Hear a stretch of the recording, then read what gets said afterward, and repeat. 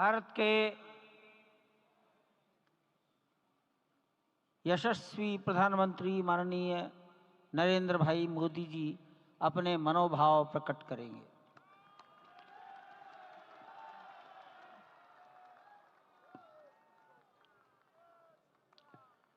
सियावर रामचंद्र की जय। सियावर रामचंद्र की जय। श्रद्धेय मंच, सभी संत एवं ऋषिगण, यहाँ उपस्थित और विश्व के कोने कोने में हम सबसे साथ जुड़े हुए सभी राम भक्त, आप सबको प्रणाम, आप सबको राम राम।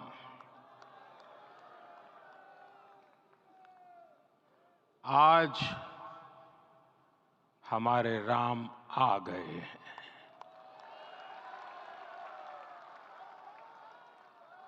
सदियों की प्रतीक्षा के बाद हमारे राम आ गए हैं। सदियों का अभूतपूर्व धैर्य, अनगिनत बलिदान, त्याग और तपस्या के बाद हमारे प्रभु राम आ गए हैं। इस शुभ घड़ी की आप सभी को, समस्त देशवासियों को बहुत बहुत बधाई। मैं अभी गर्भगृह में ईश्वरीय चेतना का साक्षी बनकर आपके सामने उपस्थित हुआ हूं। कितना कुछ कहने को है, लेकिन कंठ अवरुद्ध है। मेरा शरीर अभी भी स्पंदित है, चित्त अभी भी उस पल में लीन है।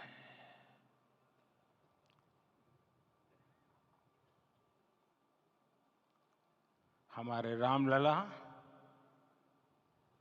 अब टेंट में नहीं रहेंगे।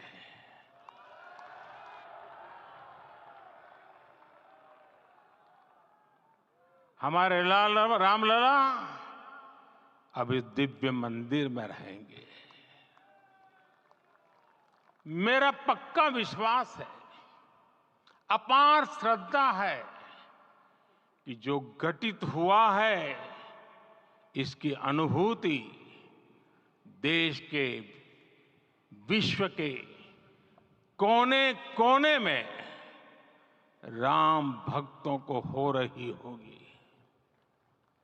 ये क्षण अलौकिक है, ये पल पवित्रतम है। ये माहौल, ये वातावरण, ये ऊर्जा, ये घड़ी प्रभु श्री राम का हम सब पर आशीर्वाद है। 22 जनवरी 2024 का ये सूरज एक अद्भुत आभा लेकर आया है। 22 जनवरी 2024 ये कैलेंडर पर लिखी एक तारीख नहीं, ये एक नए काल चक्र का उद्गम है।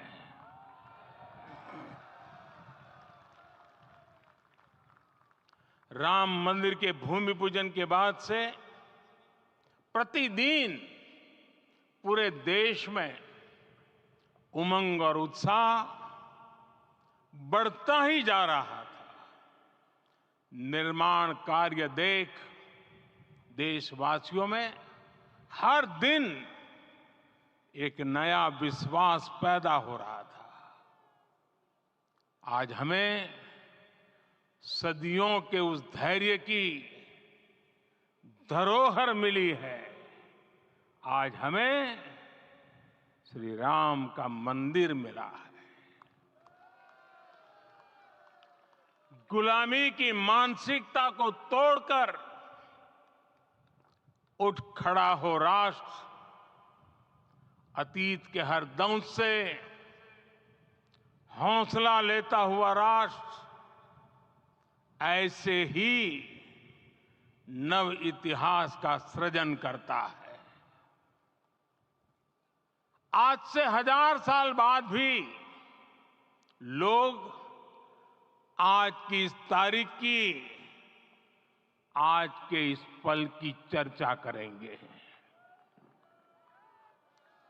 और ये कितनी बड़ी राम कृपा है कि हम सब इस पल को जी रहे हैं, इसे साक्षात घटित होते देख रहे हैं। आज दिन दिशाएं, दिग दिगंत सब दिव्यता से परिपूर्ण है। ये समय सामान्य समय नहीं है। ये काल के चक्र पर सर्वकालिक शाही से अंकित हो रही अमिट स्मृति रेखाएं हैं। साथियों, हम सब जानते हैं कि जहां राम का काम होता है, वहां पवन पुत्र हनुमान अवश्य विराजमान होते हैं। इसलिए मैं राम भक्त हनुमान और हनुमान गढ़ी को भी प्रणाम करता हूं। मैं माता जानकी, लक्ष्मण जी, भरत, शत्रुघ्न सबको नमन करता हूं। मैं पावन अयोध्यापुरी और पावन सरयू को भी प्रणाम करता हूं। मैं इस पल दैवीय अनुभव कर रहा हूं कि जिनके आशीर्वाद से ये महान कार्य पूरा हुआ है। वे दिव्य आत्माएं, वे दैवीय विभूतियां भी इस समय हमारे आसपास उपस्थित है। मैं इनसे भी दिव्य चेतनाओं को भी कृतज्ञता पूर्वक नमन करता हूं। मैं आज प्रभु श्री राम से क्षमा याचना भी करता हूं। हमारे पुरुषार्थ, हमारे त्याग, तपस्या में कुछ तो कमी रह गई होगी कि हम इतनी सदियों तक ये कार्य कर नहीं पाए। आज वो कमी पूरी हुई है।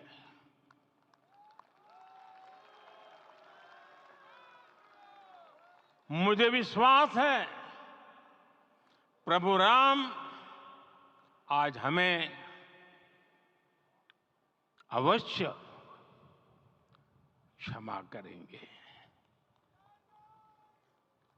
मेरे प्यारे देशवासियों, त्रेता में राम आगमन पर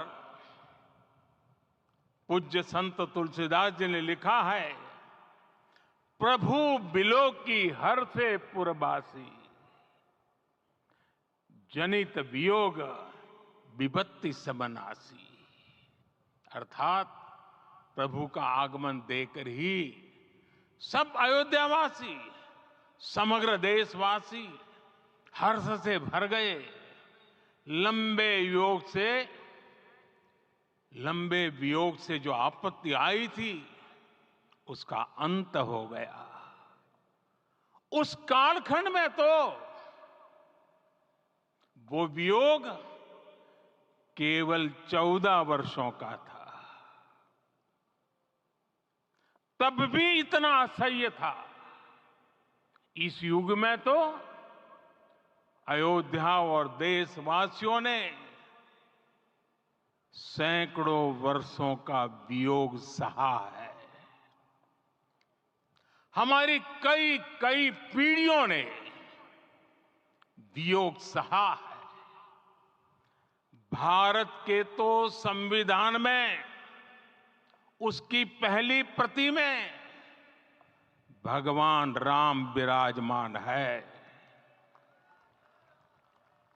संविधान के अस्तित्व में आने के बाद भी दशकों तक प्रभु श्री राम के अस्तित्व को लेकर कानूनी लड़ाई चली।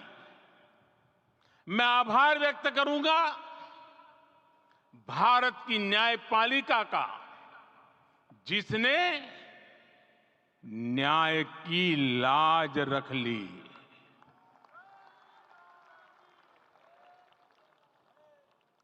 न्याय के पर्याय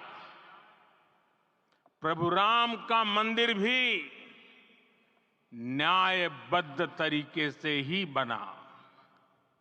साथियों, आज गांव-गांव में एक साथ कीर्तन संकीर्तन हो रहे हैं।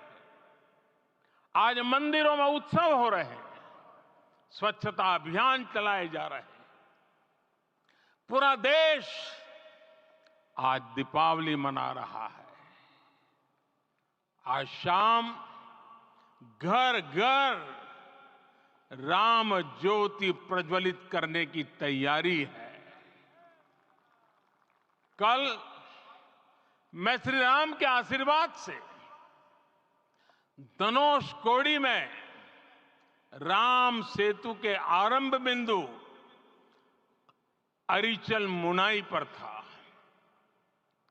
जिस घड़ी प्रभु राम समुद्र पार करने निकले थे, वो एक पल था जिसने काल चक्र को बदला था। उस भावमय पल को महसूस करने का मेरा ये विनम्र प्रयास था। वहां पर मैंने पुष्प वंदना की। वहां मेरे भीतर एक विश्वास जगा कि जैसे उस समय काल चक्र बदला था, उसी तरह अब काल चक्र फिर बदलेगा और शुभ दिशा में बढ़ेगा। अपने 11 दिन के व्रत अनुष्ठान के दौरान मैंने उन स्थानों का चरण स्पर्श करने का प्रयास किया जहां प्रभु राम के चरण पड़े थे। चाहे वो नासिक का पंचवटी धाम हो, केरला का पवित्र त्रिपायर मंदिर हो, आंध्र प्रदेश में लेपाक्षी हो, श्रीरंगम में रंगनाथ स्वामी मंदिर हो, रामेश्वरम में श्री रामनाथ स्वामी मंदिर हो, या फिर धनुषकोडी। मेरा सौभाग्य है कि इसी पुनीत पवित्र भाव के साथ मुझे सागर से सरयू तक की यात्रा का अवसर मिला। सागर से सरयू तक हर जगह राम नाम का वही उत्सव भाव छाया हुआ है। प्रभु राम तो भारत की आत्मा के कण कण से जुड़े हुए हैं। राम भारतवासियों के अंतर मन में विराजे हुए हैं। हम भारत में कहीं भी किसी की अंतरात्मा को छुएंगे तो इस एकत्व की अनुभूति होगी, और यही भाव सब जगह मिलेगा। इससे उत्कृष्ट, इससे अधिक देश को समायोजित करने वाला सूत्र और क्या हो सकता है।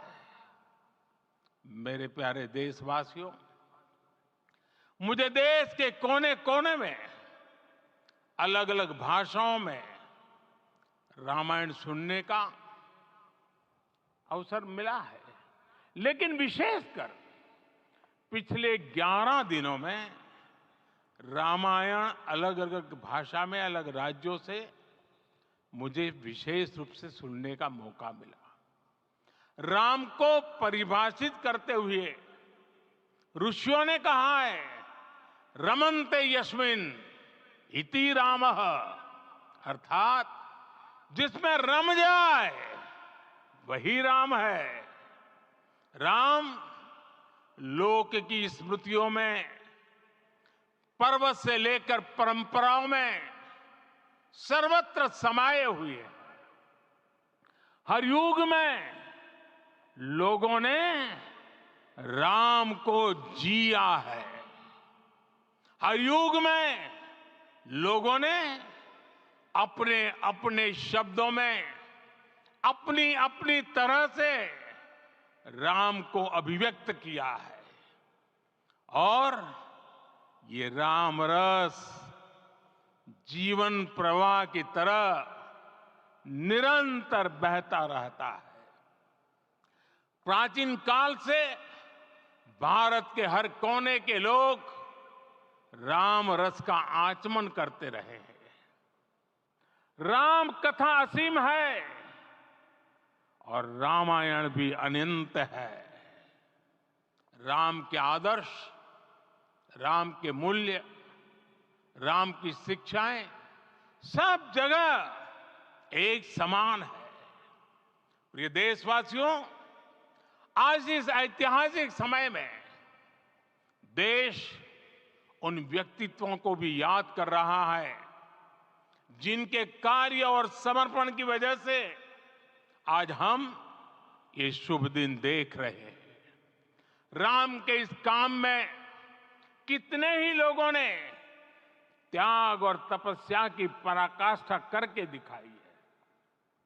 उन अनगिनत राम भक्तों के, उन अनगिनत कार सेवकों के और उन अनगिनत संत महात्माओं के हम सब ऋणी हैं। साथियों, आज का ये अवसर उत्सवता का क्षण तो है ही, लेकिन इसके साथ ही यह क्षण भारतीय समाज की परिपक्वता के बोध का भी क्षण है। हमारे लिए ये अवसर सिर्फ विजय का नहीं, विनय का भी है। दुनिया का इतिहास साक्षी है कि कई राष्ट्र अपने ही इतिहास में उलझ जाते हैं। ऐसे देशों ने जब भी अपने इतिहास की उलझी हुई गांठों को खोलने का प्रयास किया, उन्हें सफलता पाने में बहुत कठिनाई आई। हम देख रहे हैं ये निर्माण किसी आग को नहीं बल्कि ऊर्जा को जन्म दे रहा है। राम मंदिर समाज के हर वर्ग को एक उज्जवल भविष्य के पथ पर बढ़ने की प्रेरणा लेकर आया है। मैं आज उन लोगों से आह्वान करूंगा, आइए आप महसूस कीजिए, अपनी सोच पर पुनर्विचार कीजिए। राम आग नहीं है, राम ऊर्जा है। राम विवाद नहीं, राम समाधान है। राम सिर्फ हमारे नहीं है, राम तो सबके हैं। राम वर्तमान नहीं, सिर्फ वर्तमान ही नहीं, राम अनंत काल है। साथियों, आज जिस तरह राम मंदिर प्राण प्रतिष्ठा के इस आयोजन से पूरा विश्व जुड़ा हुआ है, उसमें राम की सर्वव्यापकता के दर्शन हो रहे हैं। जैसा उत्सव भारत में है, वैसा ही अनेक देशों में है। आज अयोध्या का यह उत्सव रामायण की उन वैश्विक परंपराओं का भी उत्सव बना है। रामलला की ये प्रतिष्ठा वसुधैव कुटुंबकम के विचार की भी प्रतिष्ठा है। साथियों, आज अयोध्या में केवल श्री राम के विग्रह रूप की प्राण प्रतिष्ठा नहीं हुई है, ये श्री राम के रूप में साक्षात भारतीय संस्कृति के प्रति अटूट विश्वास की भी प्राण प्रतिष्ठा है। ये साक्षात मानवीय मूल्यों और सर्वोच्च आदर्शों की भी प्राण प्रतिष्ठा है। इन मूल्यों की, इन आदर्शों की आवश्यकता आज संपूर्ण विश्व को है। सर्वे भवन्तु सुखिनः, ये संकल्प हम सदियों से दोहराते आए हैं। आज उसी संकल्प को राम मंदिर के रूप में साक्षात आकार मिला है। ये मंदिर मात्र एक देव मंदिर नहीं है, ये भारत की दृष्टि का, भारत के दर्शन का, भारत के दिग्दर्शन का मंदिर है। ये राम के रूप में राष्ट्र चेतना का मंदिर है। राम भारत की आस्था है, राम भारत का आधार है, राम भारत का विचार है, राम भारत का विधान है, राम भारत की चेतना है, राम भारत का चिंतन है, राम भारत की प्रतिष्ठा है, राम भारत का प्रताप है, राम प्रवाह है, राम प्रभाव है, राम नेति भी है, राम नीति भी है, राम नित्यता भी है, राम निरंतरता भी है, राम विभु है, विशद है, राम व्यापक है, विश्व है, विश्वात्मा है। और इसलिए जब राम की प्रतिष्ठा होती है तो उसका प्रभाव वर्षों या शताब्दियों तक ही नहीं होता, उसका प्रभाव हजारों वर्षों के लिए होता है। महर्षि वाल्मीकि ने कहा है, राज्यम 10 सहस्त्राणि प्राप्य वर्षाणि राघव, अर्थात राम 10,000 वर्षों के लिए राज्य पर प्रतिष्ठित हुए, यानी हजारों वर्षों के लिए राम राज्य स्थापित हुआ। जब त्रेता में राम आए थे तब हजारों वर्षों के लिए राम राज्य की स्थापना हुई थी। हजारों वर्षों तक राम विश्व पथ प्रदर्शन करते रहे थे।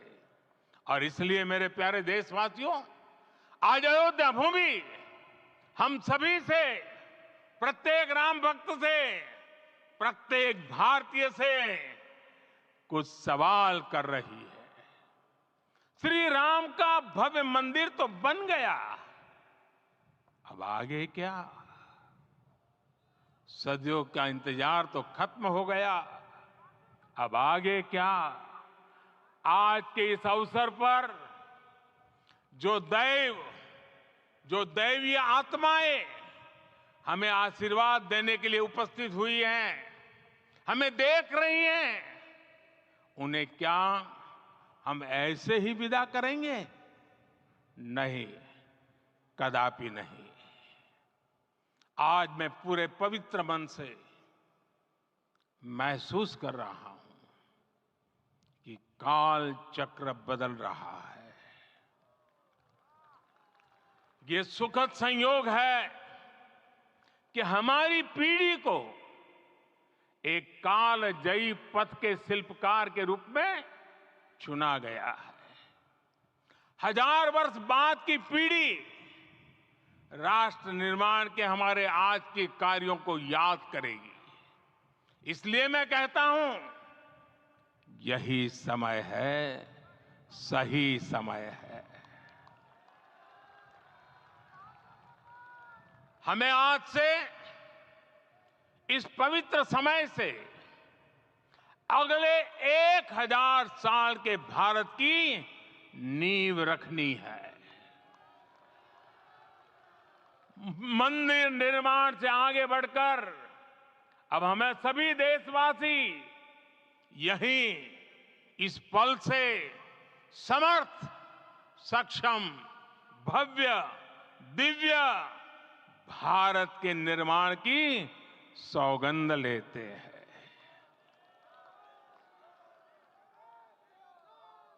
राम के विचार मानस के साथ ही जनमानस में भी हो, यही राष्ट्र निर्माण की सीढ़ी है। साथियों, आज के युग की मांग है कि हमें अपने अंतःकरण को विस्तार देना होगा।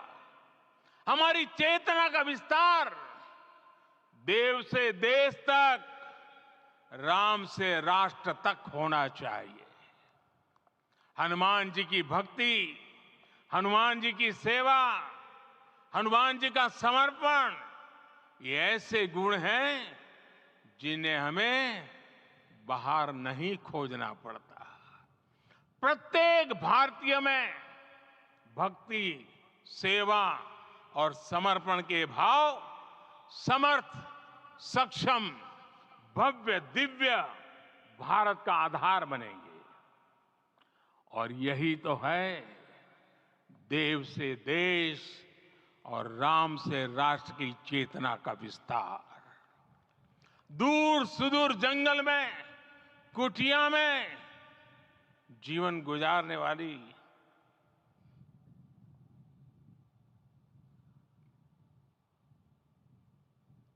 मेरी आदिवासी मां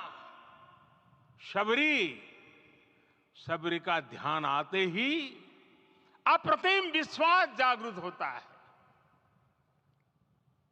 मां शबरी तो कब से कहती थी, राम आएंगे।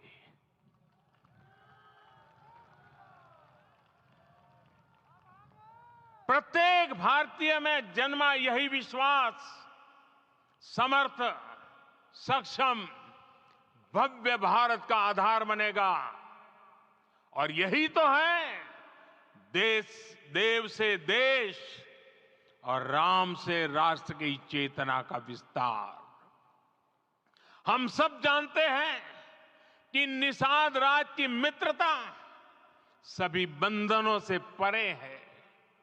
निषाद राज का राम के प्रति सम्मोहन, प्रभु राम का निषाद राज के लिए अपनापन कितना मौलिक है। सब अपने हैं, सभी समान है। प्रत्येक भारतीय में अपनत्व की, बंधुत्व की ये भावना समर्थ, सक्षम, भव्य, दिव्य भारत का आधार बनेगी। और यही तो है देव से देश और राम से राष्ट्र की चेतना का विस्तार। साथियों, आज देश में निराशा के लिए रत्ती भर भी स्थान नहीं है। मैं तो बहुत सामान्य हूं, मैं तो बहुत छोटा हूं, अगर कोई ये सोचता है तो उसे गिलहरी के योगदान को याद करना चाहिए। गिलहरी का स्मरण ही हमें हमारी इस हिचक को दूर करेगा, हमें सिखाएगा कि छोटे बड़े हर प्रयास की अपनी ताकत होती है, अपना योगदान होता है।